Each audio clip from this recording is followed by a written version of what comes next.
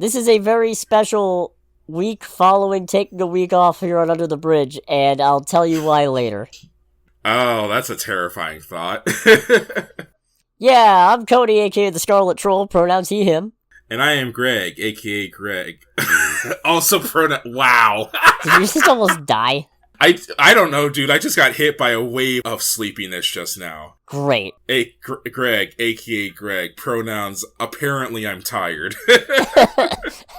So there's a slash in between. Yeah, it's I'm tired. Yeah, I'm Oon's tired. Great. Oh, this is off to a great start. Yeah, anyways, this is our podcast where we talk news of the pop culture variety. Sometimes we take 1 week off, and this is what happens. Yeah, I know, right? Sometimes comic news, sometimes gaming news, pretty much always movie news, and also pretty much always a movie review, so make sure to ring the like button, smash that bell, and share the video around if you're into that sort of thing, because it really helps us out, and we appreciate it. Indeed, and my tired ass appreciates it in particular. So we're gonna start, I guess, by going back to last week when Gamescom happened, before I decided I don't have it in me to record, I need a break. Yeah. And I don't have much, so I'm gonna give this section over to you. Yeah, so Gamescom happened. Jeff Keighley was present for day one, so... Did Statler and Waldorf roast him again? No! Oh, shoot! Man, apropos of nothing from that, though, I forgot to send it to you and to a mutual friend of ours. Someone put together a Game Awards supercut, and it's amazing. It's Great. just a supercut of all the dumb shit and all the funny shit that has happened over the Game Awards since the Game Awards became this whole thing of basically, what if we did the Emmys, but video games? Ooh. It's great. It's just a supercut of all the nonsense that's happened at these shows. So I need to send it to you, and I need to send it to a mutual friend of ours that when the Game Awards happen, all three of us just sit and make fun of the show as it goes on. It's a good time. It's a very good time. But yeah, so the Game Awards happened. For me personally, even though it was like a 2-hour show on the first day, there wasn't really a lot that got my particular attention. The main thing that I care about, because it's right up my alley as far as interest, is that we have a new racing simulator. And just like that, I have lost all of our audience. No, wait, come back! I've got some funny DC news! Yeah. No, so Project Motor Racing is an upcoming racing simulator from, I think it's like Straight 4 Interactive is the name of the studio. This is a studio headed by one Ian Bell, who, if you're someone that's been into sim racing since like the early 2000s, you'd know him as being the former head of Slightly Mad Studios and Simbin, who made, amongst other things, the GTR racing games, Need for Speed Shifts 1 and 2, and the Project Cars franchise. A game franchise, by the way, that literally started from people who play simulators coming together, saying, hey, this is what we want in our ideal racing sim, and crowdfunding the project. It's actually a really cool story if you ever want to look into it. But we got a new trailer showing the features of the game, where it's like car reveals, new tracks, new cars, stuff like that. And it's a particular of note to me because the racing genre as a whole is pretty much fucking dead. I'm sorry for your loss. No, seeing this game was like a shot of serotonin. Forza's dead. Need for Speed is all but dead. Gran Turismo, I don't think really knows what it wants at this point. To make a long story very short, the racing genre as a whole is just in a tailspin of disaster. And while there's definitely some cool stuff going on in like the indie and PC side of things, no, I don't really care about that. Like, it's cool to see these indie developers in particular make these really cool games that are getting a lot of attention, but I do kind of miss quality AAA racing games. And the trailer for this game made me go, I miss this. And that's especially sad because this game, even though I am genuinely looking forward to it, this game comes from a guy who, while he was the leader of various different forms of the same team, the games this team has made has landed anywhere between terrible to enjoyably lukewarm. So it's one of those things where, like, this is a bad spot right now. If you ever want to have a really good and really entertaining description of what's going on in the racing genre, there's a YouTuber called Racevic who has made a video called I Love Racing Games, They Suck. It's 40 minutes long, and it eloquently puts down all of my thoughts in the current genre of racing games, and the reason why I play mostly my PS2 racing games at this point. But finish listening to this first. Listen to this episode first, or at least if you want to pause this segment and go watch that, you do. But at the very least, make sure to finish our podcast, like, subscribe, share with your friends. We appreciate it. It helps us out a lot. But yeah, so we got that, and it looks cool. Don't know anything about it. We also got more of Call of Duty Black Ops 7, which the hype for this game from the general community is not in a great place. To, once again, make a long story short, usually each Call of Duty game, at least leading up to its release, has some kind of hype around it, like some form of like general interest. I have never seen the Call of Duty community just so either non-committal or actively hostile towards an upcoming Call of Duty game. It's extremely fascinating to watch. And it sucks for me because this game is a continuation from Black Ops 2, which is my personal favorite Call of Duty game. So it's not so much about what they showed, because what they showed at the Gamescom event for Call of Duty Black Ops 7 is that they talked more about the campaign mode, because apparently the game has a 4-player campaign. They showed a lot of clips of the multiplayer side of the game, just a lot of hype around it, partially headed up by Xbox, since Call of Duty is now an Xbox IP. And it was fascinating to watch these people try and drum up hype and marketing for this game that the core community for this series has basically gone, no, we don't care about this. Y'all have been losing us game after game after game, and this is not going to do it. So that is extremely fascinating to watch, especially with Battlefield 6 on the horizon, which I know you don't really care about first-person shooters in general, Cody. You're right, my eyes have been glazing over this whole time, but go on. But Electronic Arts, being the horrific company that they also are a lot of the time, are in a very unique space right now, because I don't think I've ever seen this much hype for a Battlefield game since, like, Battlefield 3, which came out on the PS3 and 360, mind you. Dang. EA and some of the leaders of the Battlefield Studios mix of studios are doing small things to kind of accidentally kill the hype. I'm just like, no, shut the fuck up. One of which being that the director of Battlefield Studios, who I believe is also the head of Respawn Entertainment, came out and said, at a certain point down the line, we do want Battlefield to be a yearly franchise where each game has a 3-year development cycle, but is released by a different studio every year, which is exactly what Call of Duty does now. And I'm just like, no, please don't do that. Yeah, and I thought I wanted 4 Marvel movies a year, then Then you got 4 Marvel movies a year. I don't think I ever actually did. Oh wait, I did in 2021, but that's it? Yeah, you got 4 Marvel movies and some TV shows. Yeah, it was a little much. Yeah, so it's like, no, don't do that. You have good hype right now, don't kill it. But yeah, so that's been going on, and it's just fascinating to watch this game that usually has culture. Now granted, Black Ops 7 is probably going to be the best-selling game at the end of this year, because it pretty much always is. Call of Duty, that is. But it's fascinating to watch the discourse online between these games. And then the last thing of, I guess, actual note for me personally is we got more gameplay of Resident Evil Requiem. And I don't remember a lot of it, because Gamescom was 2 weeks ago, and I haven't rewatched the gameplay demo that they did. But from what I remember, it does look cool. It looks kind of freaky. It's Resident Evil, so there's probably going to be some supernatural, crazy-ass bullshit. I say that as someone who's going through Resident Evil 8 right now, and while I'm having a very good time with that game, it is comical. Oh, by the way, Nathan, I forgot to tell you about my mom. She's made of bees. It is comical, the amount of craziness that happens in this game. So I can only imagine what 9 is going to be. Wait. Like, especially since it's a... 7 was Ethan, not Nathan. I don't know where I got Nathan from.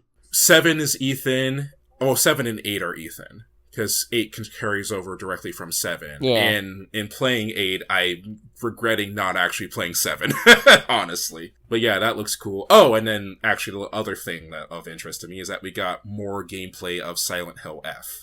And we also got a trailer for the English dub for the game. Nice. And It's one of those weird things where I don't hate the English dub. It doesn't sound bad, but this is definitely because of the fact that this is a game where you play as a Japanese schoolgirl in Japan in the 1960s in a horror setting centered in a Japanese village. I'm not going to do the whole thing of like, English dub is inferior to Japanese sub or whatever, because those people are stupid. But I don't think this game lends itself to having an English dub, in all honesty. So that was one of those things where I was like, alright, when I get this game, I'm definitely playing it in Japanese. But they showed more of the gameplay, a little bit more of the monsters. It looks cool. It's definitely a lot more subdued than previous Silent Hill games. And that's because a lot of the old Silent Hill games have horror elements that appeal more to a Western audience. Organically grotesque monsters, fog, jump scares, heavy psychosis, things like that. Like anything that goes into like a thriller horror type of movie, basically. Whereas F is, and the writers have said that this is a game that's centered on Japanese style horror.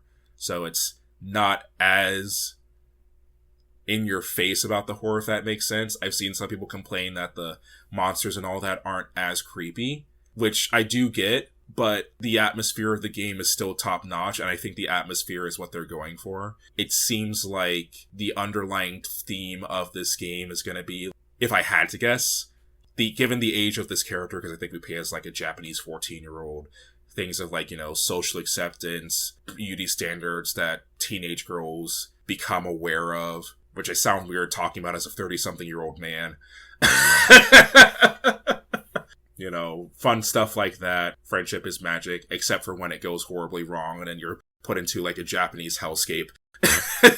Also, keep it in your pants, bronies. How dare you? You brought it up. You brought up the tagline. You're not wrong. So yeah. Those are the main things from Gamescom that I'd say I personally cared about. There was other stuff, but that was the main thing I cared about. I'm surprised you didn't bring up before Gamescom that we got a direct for Kirby Air Riders. Oh yeah, we did. I still haven't finished watching it. All I can say, now I don't know if it's just because of like the style and color palette or because of the fact that it's literally being developed, the head developer is Masahiro Sakurai, but it straight up is like, what if we took Smash Brothers but turned it into a racing game? That is literally what this game is to me. I didn't watch the whole thing, but I don't really agree. It's very much still a racing game. I mean, it is. It absolutely is. But the amount of nuttiness going on... Now, granted, it's fucking Kirby in a Nintendo game aimed at a general audience. I'm not exactly looking for realistic anything.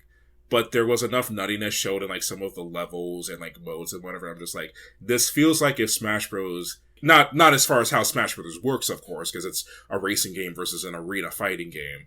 But it feels a little bit like, what if we took a little bit of Smash Bros. DNA, added Kirby and racing, and a whole bunch of fucking explosions. Now, I will say, for me, sounds like a very good time. I do kind of like what I see. I just hope it doesn't have the crazy fan base that Smash Brothers tends to have. I mean, it's not like we get to complain that Byleth is getting added to the DLC. I'm not going to say that I'm, like, deep into Smash lore or anything like that, but I learned enough about Smash Brothers Ultimate's history and whatever to understand why people were upset about that. And to me, it's fucking hilarious. No, look, I like Byleth as a character. I'm glad they made it in, and also they got me to play Fire Emblem Three Houses, but that trailer was a bad trailer. Yeah, it was. And it is just the thing of, it was a bad trailer, and the fact that it was Byleth, another sword character. I'm just like, okay, yeah, no, your community is right in that, guys, we have a whole bunch of sword characters. What makes you think we'll get excited again with another sword character? More specifically, another Fire Emblem character. Yeah, exactly. So, looking back on it and learning more about the game, I personally find that shit funny. Great. Anyways, we're getting off topic, so I'm gonna move on to comics news. Oh boy. Yeah, I've got one thing. I'm gonna save it for next week when it's official and not the result of leaks. But here's an actual official thing. we now know the full roster for the DC K.O. event. DC K.O? Yeah, the thing I was talking about where DC's doing a fighting tournament as their next big event. Oh, right. Yeah, the whole Plastic Man thing. What you got on DVD now? Yeah, no, well, I've got the animated series on DVD that I didn't know existed. I'm very proud. But, I gotta say, I admire their restraint. There's only 4 Batman-adjacent... Wait, Harley Quinn's here. There's only 5 Batman-adjacent characters. Now, which Harley Quinn costume are we getting? Is it like Birds of Prey, or is it like the traditional Harley Quinn? It looks more Birds of Prey. I can't really tell because it's only a headshot, but... okay. It's hard to tell. No, our 32 fighters are as follows. We've got... The new 32. That... You're 20 short, but... I know what I said. Anyways. We got Power Girl, Superman, Lex Luthor... What is Lex Luthor gonna do here, honestly? Supergirl. Yeah, what is, like, Lex Luthor is gonna get his shit pushed in. He's not even the most what are you doing here on this list. So we got Supergirl. Oh, really? We got Damian Wayne Robin. Okay. Batman. Okay. Red Hood. What's he gonna do? He just has guns. I mean, he's been trained by Batman, so I know he knows how to fight, but I don't understand. Yeah. Batwoman, which, okay, that's cool. Plastic Man, who's probably gonna take the whole thing, if I'm being honest. Yeah, canonically, he's probably the most powerful person there. Yeah, he's up there. Aquaman, Harley Quinn, Lobo, Metamorpho, Wonder Woman, Swamp Thing, Firestorm, Black Lightning, Guy Gardner. Oh, he's gonna get knocked out. Oh, no. Round 1. Round 1, baby. Round 1. Giganta, which is interesting. Captain Atom. We have a Flash, but it's Jay Garrick. Who's Jade Garrett? Jay Garrick. He's the old Flash. The, first Flash. The Golden Age one. The one who's got the weird colander head with the wings. Oh, no kidding. And I guess it makes a certain degree of sense if you want to have a Flash in the tournament, but not have him be stupidly OP. Because Jay Garrick is, I'm pretty sure, one of the slowest of the Flashes. Okay. Cheetah's in here. I thought this was a hero tournament. I mean, I guess to be fair, Lex Luthor and Giganta being here already throws some suspicion on that, but that's... Yeah. Huh. Oh, sweet fucking Jesus. What? I looked up Cheetah on the DC Universe wiki. The picture that they use for this character is just all the bad parts of the internet. It's my first impression. Now I have to see this for myself. Oh. Yeah, I see what you mean. Boy, howdy now. Yeah. Back to the list. Back to safety. Back to the list. Cyborg's here. That's cool. Alright, always happy to see Cyborg being useful. Yeah, Big Barda. That's interesting. I'm surprised there's not more New Gods representation on here, come to think of it. Huh. Do we just have the puny gods instead? I know it's the wrong IP, I do not care. Connor Hawke, that's interesting. That's Green Arrow's kid. Oh, really? Yeah. Star Sapphire, okay, yeah, I don't remember if Star Sapphire is still a villain or not. Also, is this Carol? Is this Carol Star Sapphire? I don't know. Doesn't really matter, I guess. Vixen, Zatanna, that's interesting. I would not have expected her in a big brawl tournament style thing. Oh hell, King Shark is here. Oh yeah, this is not all just heroes. There's some villains in here. Okay, yeah. Hawkman, Etrigan the Demon, and Starro. And I think this is Baby Starro, also known as Jarro. So I guess technically that makes 6 Batman adjacent characters. Okay. So Batman adjacent is basically this game's Goku. Well, it's not a game, it's an event, yeah. Yeah. Because I mean, I love Baby Starro so much because it's such a funny idea. I guess like a little piece of Starro who's this. You've seen the Suicide Squad, you know what Starro is, but yeah. I guess there was a little bit of him that Batman saved in a jar that regenerated into its own Starro that sees Batman as his dad. Oh no. Yeah, it's great. There's a really funny bit in Dark Knight's Death Metal where Batman gets reunited with Jarro, and Jarro is busy mining at rocks for some reason. I don't remember why, and he's having a conversation with himself, going, Break it up faster there, Jaro. Yes, sir, break it up there, boss. Little do you know that behind my poster of Starfire, I've exploited my collapsible stomach and ability to tunnel through things to make an escape hold. Jaro. It's me. Dad? Oh my god. It was weirdly sweet. Batman hugging this little psychic starfish monster was weirdly sweet. Anyways, I might actually read this event when it comes out, because I'm interested. I want to see Plastic Man take it, I hope. Mm-hmm. I've also seen a really funny suggestion that Batman also get knocked out round 1, because it turns out that while he's got plans for everybody just gangs up on him the first round. I mean, that would honestly make the most sense, because Batman would be the most equipped to deal with everyone, because he would ideally know most, if not all, of their weaknesses. Yeah. I mean, it is just a SmackDown tournament, so if it's a one-on-one, that might not happen. If he and Guy Gardner take each other out, that'd be really funny, but I doubt that's gonna happen. But I guess we'll see how that plays out. Right. Destination D23 happened this weekend, and I'm not going to go over everything Disney did. In fact, I'm actually going to go into something that wasn't really part of the Destination D23, and that's where I'm going to leave it, because do you really care about Ice Age 6? I don't. No. Yeah, not at so all. I'm just going to leave it at, you remember how Questlove was going to be making an Aristocats live-action film? Yes. It's been scrapped. Okay, on one hand, I feel like that's a good thing, but on the other hand, it makes me sad because I love Questlove. I've got mixed emotions right now, honestly. Yeah, that's definitely a situation of, on the one hand, less live-action remakes. That's good. On the other hand, I was kind of interested in this one a little bit. Yeah, same. No, what he said in an interview with Score the Podcast, he said, I would have loved to do it, but there's over 20 projects that I could get to do. What, Questlove said that? Yeah. Okay, that's good. That makes me happy. Yeah, it sounds like he's working on a bunch of other stuff, potentially, so that's good. And that's... yeah, I mean, that's... No more live-action remakes is a good thing, I suppose. Yeah, ideally, it's good news. Anyways, look forward to Ice Age 6, 2027. Man, they are trying to milk this franchise more than a mammoth from the Ice Age, honestly. The last one was 2016. Yeah, and we're getting that, and we're still getting a new Toy Story movie that we actually haven't heard anything about for a while. No, they had a teaser of some kind at the thing.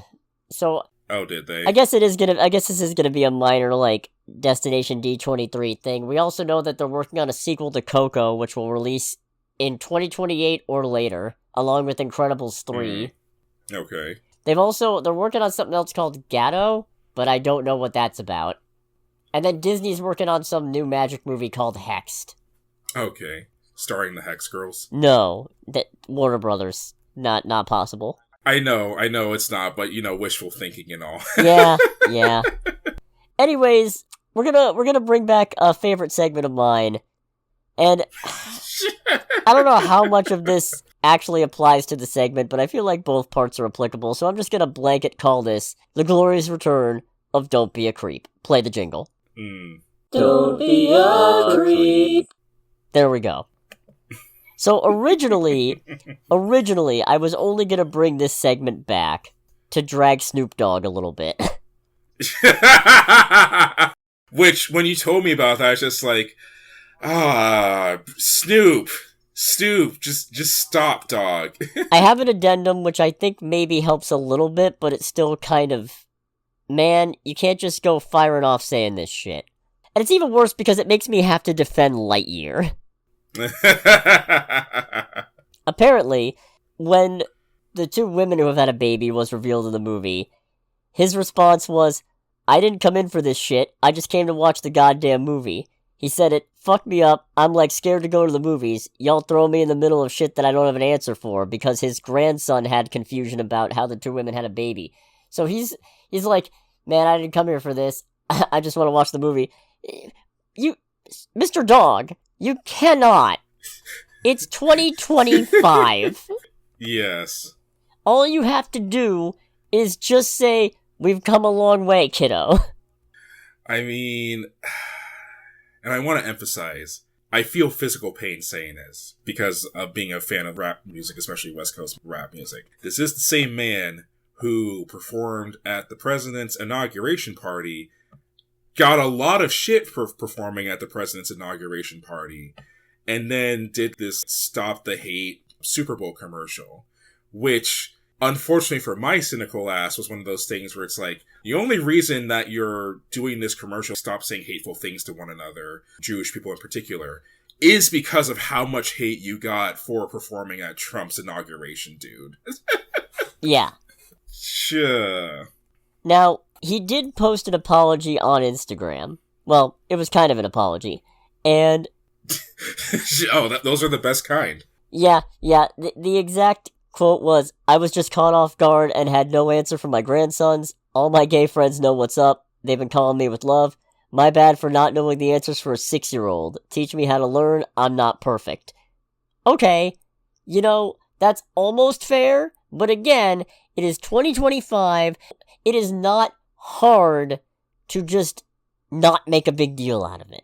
Yeah, honestly. Especially because it's a reality. It's not sci-fi. This is a thing that can happen. Oh shit, I have to explain adoption to my 6-year-old. I'm pretty sure it was supposed to be a biological child. Yeah, but it's the thing of, I don't know, I say this as someone with a small person who's not directly related to me because they're my niece, who's around that same age, and having to have her mother tell me that it's like, hey, you can give, like, simple answers that answer the question. You're right, but my brain doesn't work like that.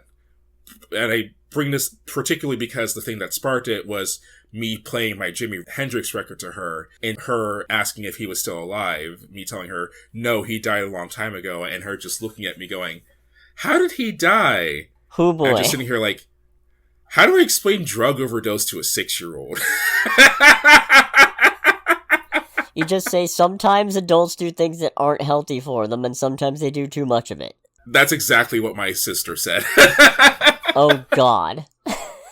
Yeah, that's exactly what my sister said. It was one. I don't like that I had the answer on deck. I've been spending too much time with my niece. What is this?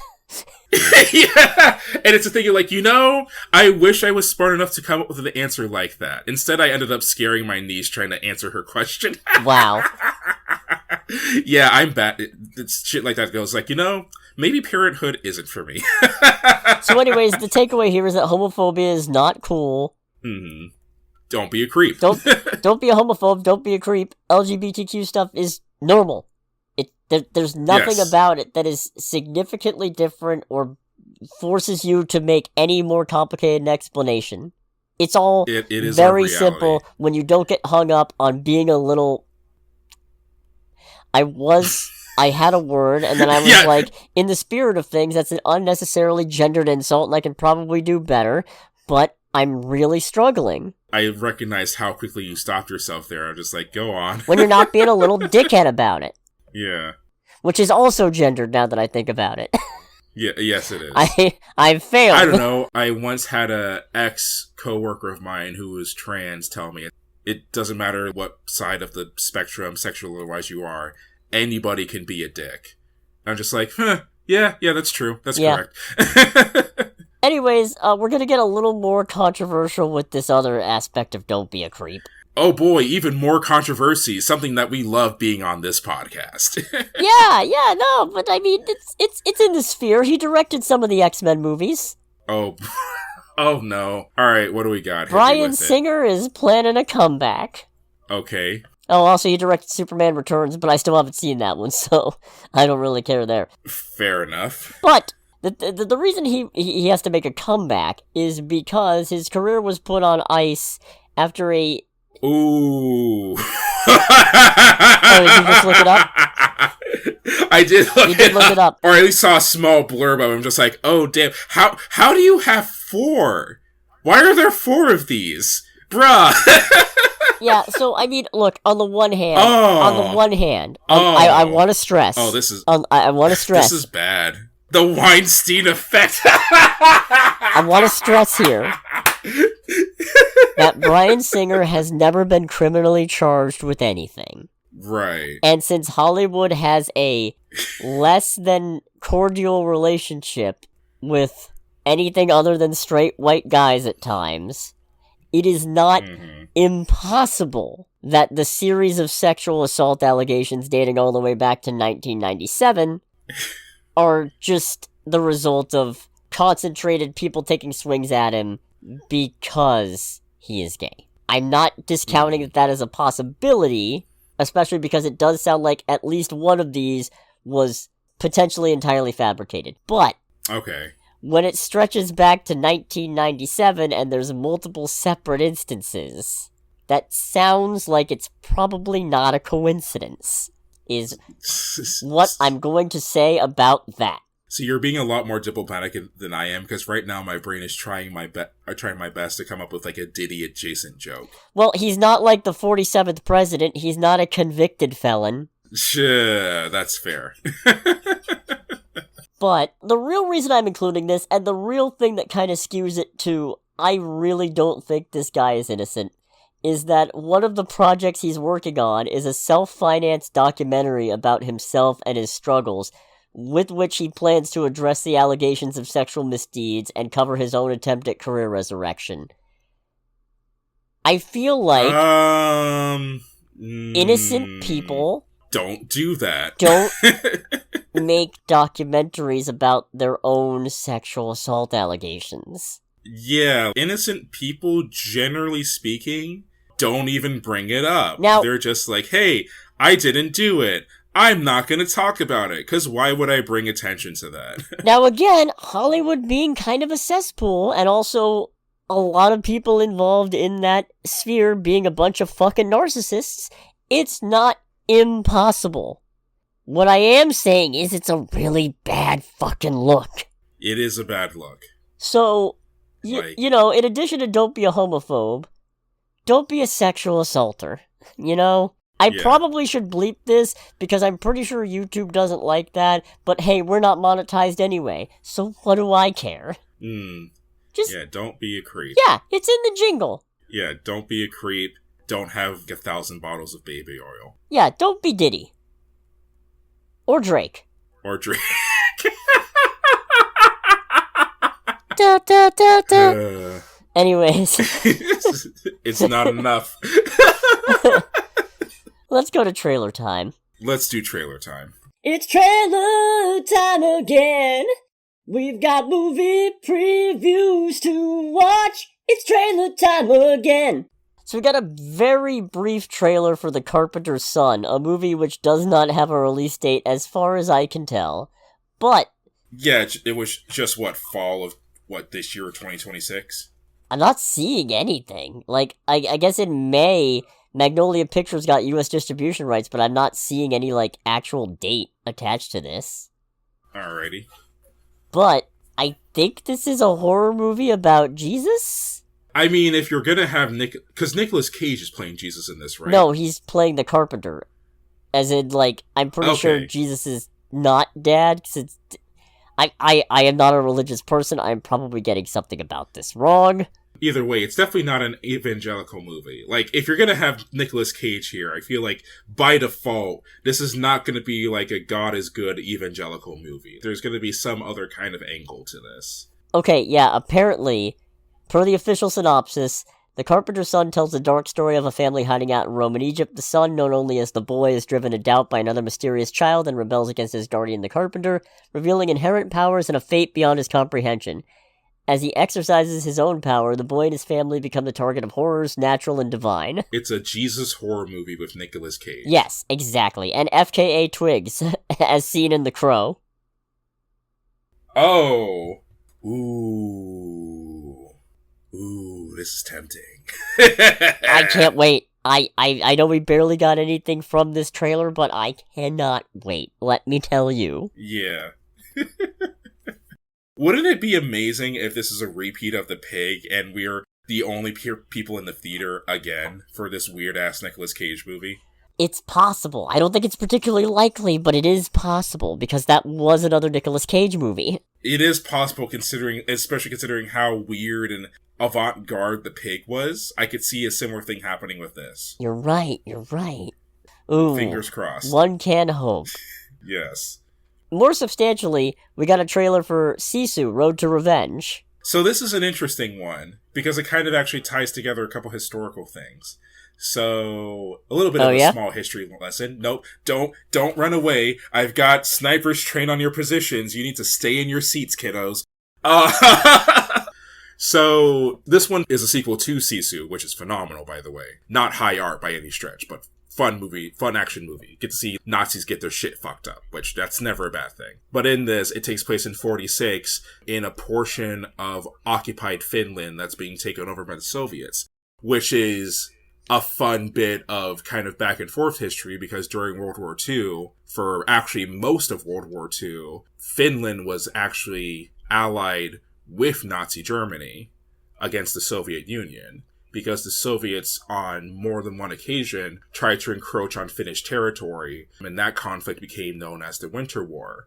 Fun fact, that is one of the few times in modern history where two or more democracies were at war with one another, because since Finland was fighting on the side of Germany and Finland was a democracy fighting against the Soviets, that meant that Finland had by proxy declared war on Great Britain. So, kind of an interesting thing, honestly. It doesn't happen a lot where two democracies go at war with one another. But that more or less fizzles out. And then the Soviets are like, hey, partially because Germany is trying to kick Finns out of the German military when they realize that they're about to lose the war. The Finnish troops who have lost their buddies fighting the Soviets aren't crazy about that. So the Soviets are like, hey, why don't we team up with you to kick the Nazis out? Which basically ties into the time period that Sisu takes place in. So all of that together kind of goes, oh, this is interesting. This is an interesting tying together of history that usually most people don't care about. Fitting since this is a Finnish movie. So yeah, already has my attention. And then we just see the most ridiculous gunfights ever in this trailer. Yeah, I will say, I wasn't the biggest fan of the original Sisu. I thought it was fine, but I don't really know how much I liked it. It just kind of... I feel like if it had been a little more ambitious, I would have liked it a little bit more. But I mean, again, my threshold for ambition is weird and skewed, so it doesn't really mean anything. It just didn't really speak to me in the way I was hoping it would. This looks more ridiculous and more over the top, but that's kind of normal for sequels, so I guess we'll see where that goes. It'll be interesting if it's one of those things where the first one is like, all right, this could have been more ambitious. This one is more ambitious. Like, all right, now we've been too ambitious. Like, now we need to tone it down. Scale it back. Yeah, like, not like making fun of you or saying that's what'll happen to you, but I have seen that happen with other projects before. I'm just like, it'd be really funny if it's another one of those. Yeah, but I guess we'll find out. I'm interested in seeing this for sure. Mm-hmm. I'm also looking forward to that bit where he's got the two guns. That looks really fun. Oh yeah, where he's dual-wielding PSH-41s. I'm just like, alright, that's nuts, but I'm about it. Also the part where he uncovers the missile, which I'm pretty sure is a captured V-2 rocket from Germany. I'm like, oh boy, what are you about to do with that, good sir? Fun times. Narrowly avoiding a strafing run from an IL-10 fighter plane. Overall craziness of all of this. Apparently the general plot summary is that, I forget the character's name, but our main character goes back to where his home was. And his home is located in this portion of Finland that's occupied by the Soviet Union. And he basically gets a truck, puts together as much salvageable wood as he can on the truck, and is literally just trying to go somewhere to build a new home somewhere safe in honor of his family. Like, that's literally all he's trying to do. And the Soviet commander who didn't kill him from when Finland was fighting against the Soviet Union is like, no, now I'm gonna kill him. And I'm just sitting there like, you have to know what he did to that German tank crew dog. There is this thing of, like, letting sleeping dogs lie. By all accounts, this dude just wants to get on with whatever small part of his life is left, and you're just fucking up his shit. Yeah, but if they knew when to leave well enough alone, we wouldn't have movies. Yeah, no. And we also got a trailer for Bugonia, directed by Yorgos Lanthimos, and I found out something today that... Oh no. I'm surprised actually means something to me, which is that... Oh boy. This is an English language remake of a Korean film released in 2003 called Save the Green Planet. And I've seen that movie, and I had a great time with that movie. Oh no, so you get an English remake of this movie with Emma Stone. Yeah. Yeah, so this is a must-watch for you, is what I'm hearing. Oh, 100%. I cannot wait. I'm so excited. It's coming out in October, so happy Halloween to me. And it was so funny because I thought, okay, yeah, I've seen something like this before. This vibe is similar. And then I saw this as, oh, you're kidding. That's great. Oh, we're doing this, are we? And I can't.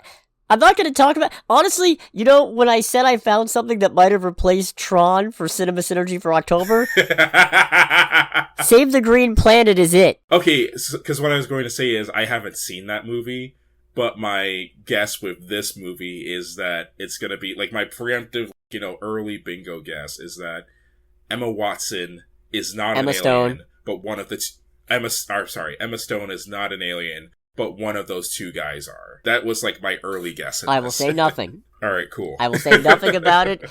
I just, oh man, I'm so happy I have an excuse to rewatch Save the Green Planet. That's crazy. This is one of the happiest surprises I've gotten in a while, especially because I don't watch a lot of films outside of American releases, mostly because of time and also because I have a really hard time paying attention to something with subtitles outside the confines of a movie theater because I have a real attention span problem. But right. That movie got me. That movie hooked me. I can't wait. I'm very excited to show it to you now, even if it's not in the context of Cinema Synergy. I watched it with Nick once upon a time. It was great. Nice. Let's go to box office. Let's do the box office. I saw the highest grossing movie domestically this weekend several weeks ago because it's Weapons. Oh no, it's still Weapons, nice. Yeah, not a particularly high box office, though. $12.78 million domestically this weekend, about $134.97 million domestic total. It's sitting at $235.17, roughly, million worldwide, and that's against a $38 million budget. So, compared to the budget, this movie's a smash hit. They're swimming in it right now. Yeah, good for it. Good for it. Yes. I like watching original ideas do well. So, and for horror in particular, I feel like this is a really good year when you consider the 1-2 punch of Sinners in this. Right. There's probably other stuff that I'm forgetting about off the top of my head, but, Anyways, the movie I saw this weekend, there wasn't one actually. I was busy, I didn't really get a chance to. I kind of wanted to see Toxic Avenger, but, I also feel like the new Toxic Avenger is a movie that I might want to see and take in and process independent of the podcast. Which I do on occasion. Fair. So, right. I decided, since we already skipped last week, we just keep the review to Honey Don't, the thing we saw last weekend. Yes. And Honey Don't is the second part of the lesbian B-movie trilogy, as it's been called, by director Ethan Coen.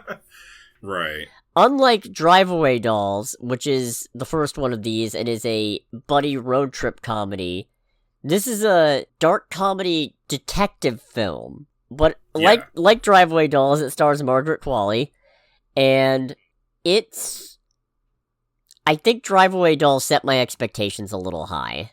Yeah, I mean, this is fine. Drive Away Dolls is definitely a much better movie than this. This movie was still very enjoyable, at least for me personally, but it didn't have the same draw as Drive Away Dolls did. I think what it is Drive Away Dolls isn't necessarily a better movie, but Drive Away Dolls is a funnier, more entertaining movie where the chemistry of Margaret Qualley and Geraldine Viswanathan sells you on the premise and gets you to stick around through some really stupid shit. Right. This is missing that X factor. And it's not because people in it aren't good, because this is a movie with Margaret Qualley and Aubrey Plaza and Charlie Day and Chris Evans. Yeah. This is a talented cast. This is a solid movie. Mm-hmm. It's just, there's something missing. And I'm not 100% sure I know what it is. I have some thoughts. A lot of it's that it's not a particularly satisfying mystery. And while I feel like that's intentional, it's also a situation of, okay, but you still made something that's not really satisfying, and it feels intentional, but I can't figure out what the intent is. That's the part that kind of gets to me on this one a little bit. Yeah. No, I can follow behind that. So the premise is that Margaret Qualley's playing Honey O'Donoghue, a private investigator who's also a lesbian, because it wouldn't be a lesbian B-movie trilogy without one. Yeah, without at least one. Theoretically, too, because otherwise it's just kind of meaningless. Right. And she's investigating the death of Mia Novotny, a victim of a apparent traffic accident, who just, what was it, the previous day, earlier that week, sometime in the not-so-distant past, reached out to Honey for help with something, only to turn up, well, obviously deceased. Mm-hmm. Well, definitely deceased, as Charlie Day puts it. Yep, confirmed she's definitely dead. I remember you weren't too sure about that. Right.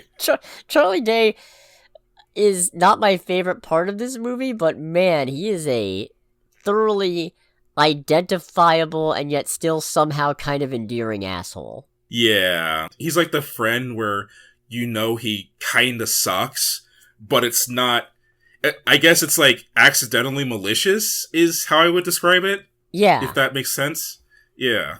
I'd say his heart's in the right place, but it's really not. It's just not in a particularly bad place. He's not a jerk, he's just an ignoramus. He's not a jerk, but he is an asshole. Yeah, he's just dumb enough to make him kind of a bad person, but it's the fact that you know that there's no actual negative intent there that it's kind of funny. He's a little bit worse because I kind of assumed that this was going to be a set in the past kind of movie, so it's like, oh, he's a product of his time. No, this is set in modern day. People reference COVID. Yeah. People have cell phones. So, actually, now that I think about it, he's worse. That actively makes him worse. And it's funny in that aspect because in the trailers, the movie makes me go, it's like, okay, at minimum, this is in the 90s because because Honey drives around in a mid-60s like Chevrolet Chevelle convertible, and the car that this woman has an accident in, that our victim has an accident in, is a little combat car from the 90s. So I'm like, all right, this looks like this takes place maybe in the mid to late 90s, maybe early 2000s. So we want to stretch it out in like a relatively small town. The movie literally starts with a title card that says COVID. Oh, okay. All right, not what I expected. All right, where else are we going here?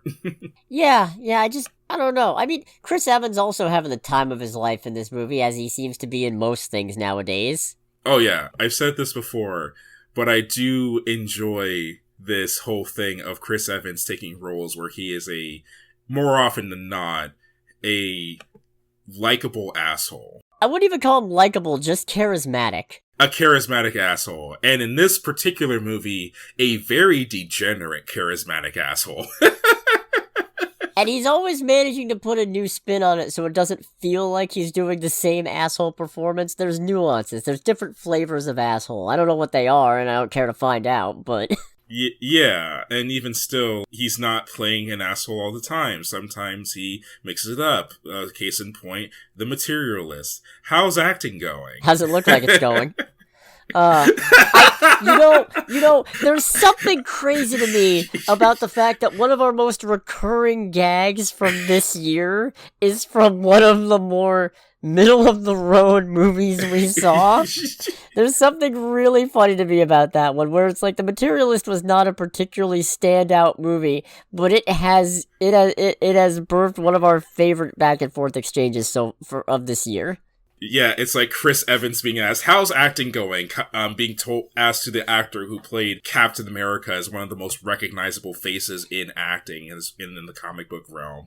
Followed immediately by... How's it look like it's going? Yeah, followed later on by their female compatriot going, I'm just a failed actor. Oh. After being in Madam Web. And I was just like, there's no way this is an accident. There's no fucking way. Oh, man. How do we get on this? Doesn't matter. Doesn't matter. I feel like part of the problem with this movie is there's too much going on, and there's too many characters in it who don't serve much of a role except to have a weird standout line and then walk away. Yeah, much like our most recent Cinema Synergy, wink wink nudge nudge. Yeah, make sure to check that out in a couple of weeks when it comes out. Yes, there's too many plots. Like, there's at least 3 or 4 different plot threads in the movie that are attempting to all be tied together, even though they couldn't be more different from one another, on the face of it at least.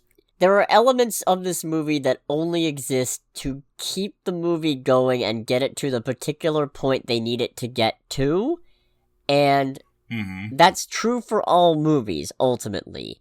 When it comes right down to it, everything that happens in a movie only happens because they need it to happen to get to where they're going, but some movies are less obvious about it than others. But there's not enough payoff to make the various disparate threads and character beats add up to something where it feels like you could have cut quite a bit out of this movie, or you could have made the movie longer. Yeah.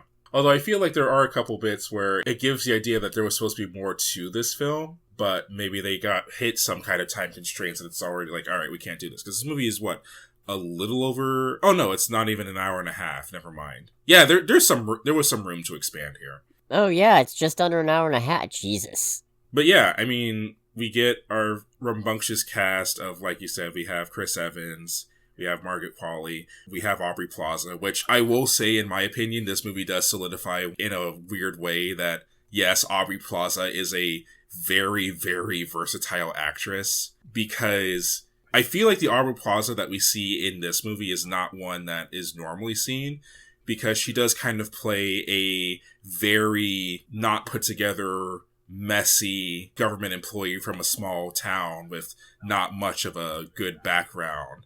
And she sells it extremely well. So I'd say it's like, as far as overall performances, hers was second place behind Chris Evans. I don't know. This isn't one of my favorite Aubrey Plaza performances, I'll admit. I mean, I would say for me, it's in a realm of, it's not a favorite, but I recognize what it's going for, and I think it's executed at least particularly well for what it is. Not anything I would go out of my way to watch again, though. I will say that. Unless it's like something that's just like on and I got nothing else going on. I'm on a gag that's probably going to wait for the spoiler section, but it's... Oh, that's terrifying. Oh, man. No, it's fine. Yeah, it's kind of hard, this being a mystery movie, to not get into spoilers, especially when it's a movie that I saw 2 weeks ago, where, a week and a half, but, you know, it's not fresh in my mind, and it didn't really stick with me, even the day after I finally settled on where to put it on the tier list, because I was confused, because I had a good time with it, but on the flip side, the good moments really weren't enough to save the ending and the general sense of directionlessness, so... Yeah. As much as it pains me to say, considering how much I love Drive-Away Dolls, I put this in one of the most movies of all time. I mean, I feel like that's fair. It is definitely directionless. It kind of goes all over the place. And it feels like it doesn't really know what it wants to accomplish overall. Also, this movie is not doing well at the box office. Yeah, I get it. I understand. Yeah, no, I mean, unfortunately, it does make sense why it's not doing well at the box office. I hope Ethan Coen still gets to make the third of these, but since they varied very strongly in genre, I just really hope that the next one has nothing to do with detective stuff. Maybe lean a little bit more on the comedic side, like Drive-Away Dolls. Yeah, definitely that.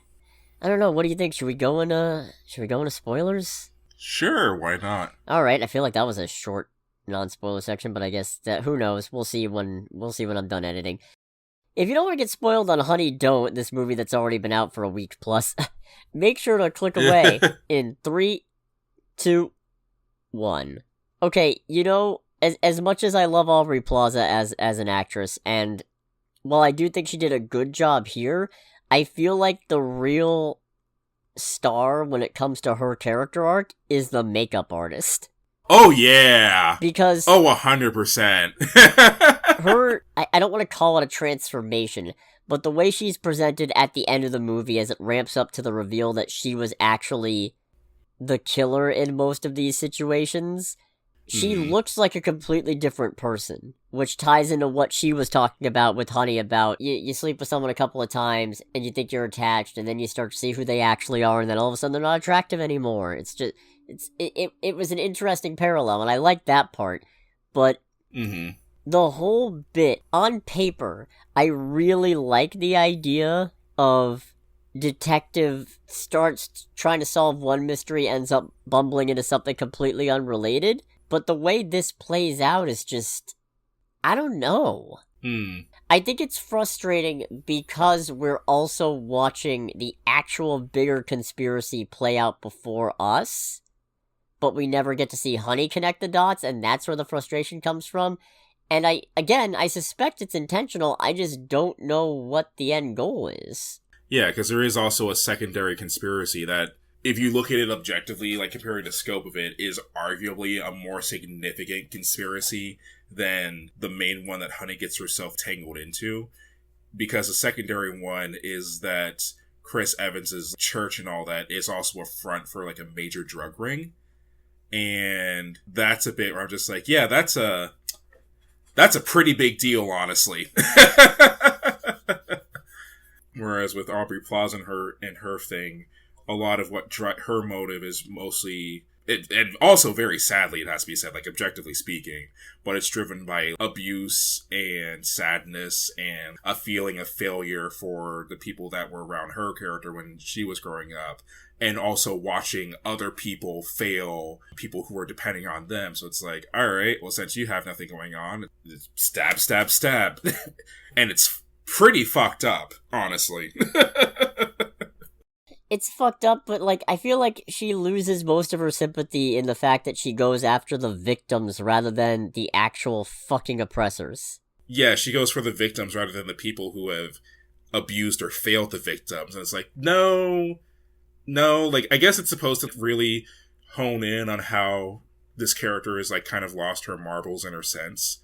But it's still a thing. It's like, yeah, but if you're trying to make a general audience understand or, like, maybe empathize with this character, I don't think that's the way to do it, honestly. Yeah, and it doesn't even really feel like Honey even solved the MG mystery.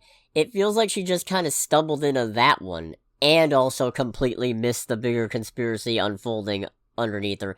Which, again, on paper that's funny, in execution, I just don't know. It's a mixed bag, that, for sure. Definitely. Let's see. Yes, one of my absolute favorite bits in this movie is Chris Evans going on the rant about a piece of macaroni. It just sits there! The Pharisees are a piece of macaroni! And as unfortunate as it is, because the movie subreddit was really tearing into this movie as well, one of the best comments on the thread talking about this was someone going, "This movie is macaroni." It does just sit there. It just sit there, kind of doing nothing.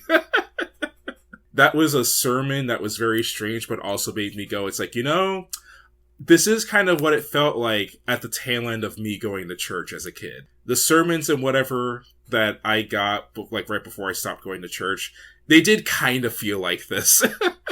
Just calling things a piece of macaroni? Alright. No, just kind of sitting there and being like, what is going on right now? Even though it doesn't really have much to do with where the movie goes, I do like the bit where when her niece goes missing, Honey assumes that she's with her abusive ex. I guess it's her niece's abusive boyfriend, not really ex. And she just goes storming into the guy's trailer, beats the shit out of him. He tries to pull a gun on her, she gets it from him. She fucking bashes it against his trailer and then slaps, because he has a MAGA bumper sticker, and instead she slaps the "I have a vagina and I voted" sticker over it. Yeah, that and the whole thing of her trying to, I assume, like, destroy the gun, and she's like, it's always guns. Why do guys always have guns? I love that bit. That was a really good bit. Nothing really to do with the movie, but... Yeah, it's funny how I feel like a lot of the more enjoyable bits for us are kind of the bits that are not directly related to the main storyline. Because it's like those two pieces. It's the bit where Honey is having a conversation with Chris Evans, trying to figure out his angle and all that. And Chris Evans the whole time is trying to goad her into going drinking with him and all. And being just an absolute fucking creep. And it's like Chris Evans' reverend is just like, why don't you just like stay around and I can open your heart up to the Lord and all that. And Honey just goes, no, I'll stick with my dildo. It opens me up just fine and there's not a creep attached on the other side of it. Great line. Phenomenal. I was just like, oh, that is a beautiful burn. That is amazing. I also like the bit where he and his minion are talking about the fact that Hector, the kid who works for them, was seen running over a guy in a parking lot, and the bartender reported to the cops, and it's like, all right, we're gonna have to kill him. Where does he live? I don't know. You don't know where he lives? Why would I know where he lives? You don't know where Hector lives. Wait, we're talking about killing Hector? Yeah, who else would I be talking about? The bartender. He's already talked to the cops, dipshit. Yeah. Yeah, I figured the movie was going to go for the regular thing of killing the bartender, and then Chris Evans goes like, no, we can't kill the bartender. The bartender already called the police, so he's out of the question now. I'm like, that's actually really smart. Because if you kill the bartender after he's called the cops, that's just going to arouse more suspicion. Yeah. I'm already running out of things. Dang. Yeah. One of the things that I'm kind of paraphrasing from someone else's analysis of this movie, because it does kind of make sense, is that one of the things I think this movie's trying to go for is Honey not taking her own advice to an extent. Because in the thing that starts this whole movie off is Honey having a client who wants her to spy on his boyfriend because he thinks that his boyfriend is cheating with him. He explains his situation, and then Honey goes, I mean, yeah, he's cheating on you. Do you really want to spend all this time and money chasing down an answer that you already know the final result of? And throughout the movie, we see, I guess to various extents, Honey getting into situations where you could kind of, to a certain idea, maybe have a guess of what's going to happen. In particular, from all the scenes where we get a close-up of the license plate on her Chevelle that says, Honey, don't. And her just like kind of getting to the place where like, you probably shouldn't do this because this is not going to go well. Culminating in Honey going to check on MG and the whole realization of MG's being suspicious about this whole thing. This is weird. And it's like, oh shit, MG's the killer. And then even with that, at the end, now granted, this is kind of where this analysis falls apart because I'm pretty sure Honey doesn't know about this. At the end, we get Honey flirting with the woman who actually kills Chris Evans' character partway through the movie. And it's a fun thing there. That was kind of a fun moment because it's a thing of Honey's like actively flirting with this woman. And us as the audience, I imagine a lot of people ought to be going, no, you shouldn't do that. She kills people. Which is mildly ironic because Honey just killed her previous girlfriend that also killed people. I guess, I can see the theme being, why put yourself through all this trouble to solve something that isn't gonna bring you any peace to know? Because in trying to investigate Mia's death, Honey ends up sleeping with MG, and because she's sleeping with MG hears about Honey's niece letting her boyfriend hit her, which causes her to target Honey's niece, which then causes Honey to go to MG for help looking for her niece, which, okay, it's not the most elegant through line, but it does make me think maybe I'm underestimating this movie a little bit. Not enough to bump it up any higher, but a little bit. No, because if that is the kind of plot thread that we're going for, it's one of those things where, like, conceptually that's pretty neat, but the movie does a very rough job of executing it, and it does it to the detriment of the movie as a whole. Yeah. Thinking about things that only exist in the movie so the movie ends up going the way it does, the bit with Honey's dad. That was weird. So for context, Honey's niece, Corinne, works at some fast food restaurant or something, and she spends the whole day being creeped out because there's some homeless-looking guy just sitting at a table, staring at her for a good chunk of the day. And when she goes to leave work very late at night, she's at the bus, walking to the bus stop to get on the bus, and that guy is sitting there, gets up, looks at her, just says, "I love you," and then she goes running because she's freaked out. Come to find out, the creepy-ass homeless-looking guy is actually Honey and Corinne's mom's estranged dad, who is trying to reconnect with his family, and it's just like, that's a real Save Martha moment of, that's the most... Why did you say that name? Yeah, it's the same energy, though, of like, okay, nobody would say that. You only said that because it was the thing that was needed to be said for her to freak out and run away, so MG can capture her off screen.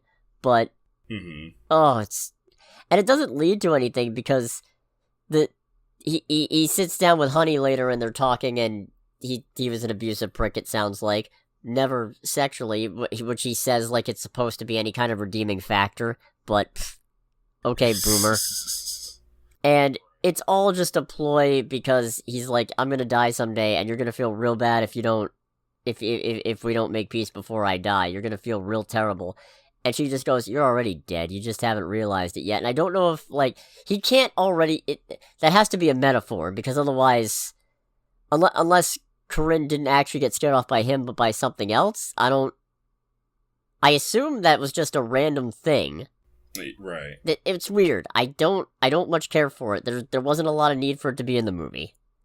I think her dad showing up is kind of the epitome. It's the encapsulation of the things that don't work about this movie. But I also feel like I'm going all over the place with this. Much like the movie. Much like the movie. I don't know, you got anything else? Not really. Yeah, I've still got this in one of the most movies of all time. I might still watch it at another point, but it's gonna be real far down the line. Should you go see it? I don't really think you need to. Just stick with Driveway Dolls. We'll see if the third one ends up being any better. Oh, let's hope so. And I think that about wraps that up, so thanks so much for watching, everybody. You know what to do. You know when to do it. I have forgotten what happens next week. Let me check. Anything good? Let's see here. Oh, it's The Conjuring. Yeah, you have fun with that one. Yeah, yeah. Yeah, I don't care enough to see that, honestly. Oh, Splitsville is also out. Remind me which one Splitsville is? Oh, the one with Dakota Johnson and Adria Arjona. It's the open marriage one where... oh, right. Yeah. Oh, okay. Yeah. How funny would it be, and how devastating would it be for my horror sensibilities if I don't go watch Conjuring and watch that instead? I say that you chose a more fun option than The Conjuring? Possibly. Maybe I'll shoot for both. I don't know. Depends on how editing goes. I'm going to be up to my eyeballs in projects this time. Yeah, I mean, it's okay if it helps. I've gotten back into editing my 5,000 plus photos from the racing event I went to earlier. Good God. So, yeah, I was actually talking to my best friend about it the other night, and she does photo editing for her job. And she's like, yeah, I go through 1,000 photos a day when I have to focus on photography. And that is literally my entire 8-hour shift. I'm like, so I am casually doing basically 5 days of work of your job. He's like, yep. It's like, the things I do for love. But hey, regardless of who ends up editing what and for how long, this has been Under the Bridge with Cody, aka the Scarlet Troll. And with Greg, aka Greg. And we'll catch you all next week. What do you mean her father's Don Johnson? Oh, Dakota Johnson? Yeah. Yeah. Goodbye, everybody. Yeah, why do you think she gets all the Nepo baby accusations? Anyways, bye. She's got real serial killer energy, though, I'll tell you that. She should be in a horror movie. Oh, 100%.